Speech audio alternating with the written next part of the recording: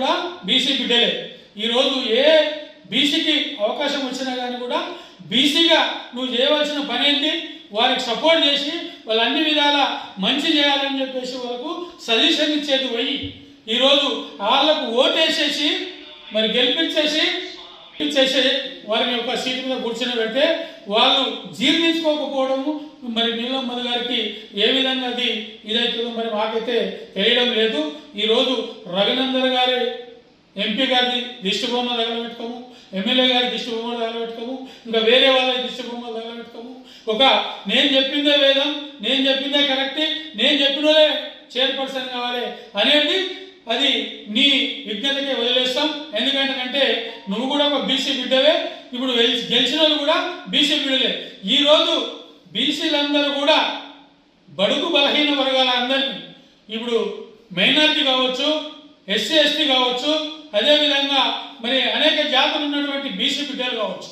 ఈరోజు రాజకీయంగా మరి ఆనాడు నందమూరి తారక రామారావు గారు మరి ఏ కంకణం కట్టుకొని ఇందిరాగాంధీతో కొట్లాడేసి వచ్చి 9 నెలల్లో పడినే తెలుగుదేశం పార్టీని స్థాపించి అనేక సంస్కరణలు తీసుకొచ్చి ఈరోజు బీసీలందరినీ కూడా, ఎస్సీలందరినీ కూడా, ఎస్టీలందరినీ కూడా, మైనారిటీలందరినీ కూడా ఈరోజు చైతన్యపరిచి రాజకీయంగా ఎదుగుదలకు కష్టపడినటువంటి మరి నాయకుడు.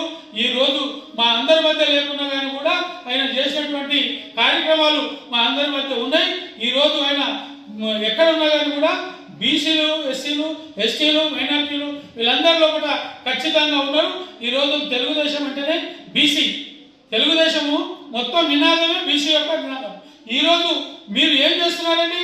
42% ముఖ్యమంత్రి గారు బీసీలకు రిజర్వేషన్ ప్రకటిస్తే దాంట్లో మీలాంటి వాళ్ళు కొంతమంది కోర్టు పోయి ఈరోజు మరి కోర్టుల కేసు వేయడం వల్ల 42% బీసీని ఆపేయడం జరిగింది.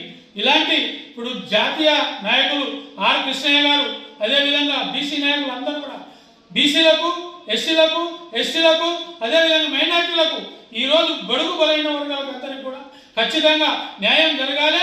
వాళ్ళందరికీ కూడా రాజకీయ ఫలితాలు దక్కాలి. వీళ్ళందరూ కూడా మరి రాజకీయంగా ఎదగాలనే ఉద్దేశంతో ప్రతి ఒక్కరు కూడా ప్రతి మీటింగ్లో కూడా మాట్లాడేసి ఈరోజు మరి ఆర్ కృష్ణయ్య ప్రతి ఒక్క సందర్భంలో కూడా మరి ఎస్టీల నాయకులను కానీ, ఎస్టీల నాయకులను కానీ, మరి అదేవిధంగా మైనార్టీ నాయకులను కానీ వీళ్ళందరూ కూడా కూర్చొని పెట్టుకొని అన్ని కుల సంఘాలు, అదేవిధంగా ఈరోజు 123 కుల సంఘాలు బీసీలకు సంబంధించి మైనార్టీలు, అదేవిధంగా ఎస్సీలు, ఎస్టీలు అందరినీ కూడా ఒక దగ్గర ఒక దాటిపై తీసుకొచ్చి సుందరయ్య విజ్ఞాన భవన్లో కూడా రీసెంట్గా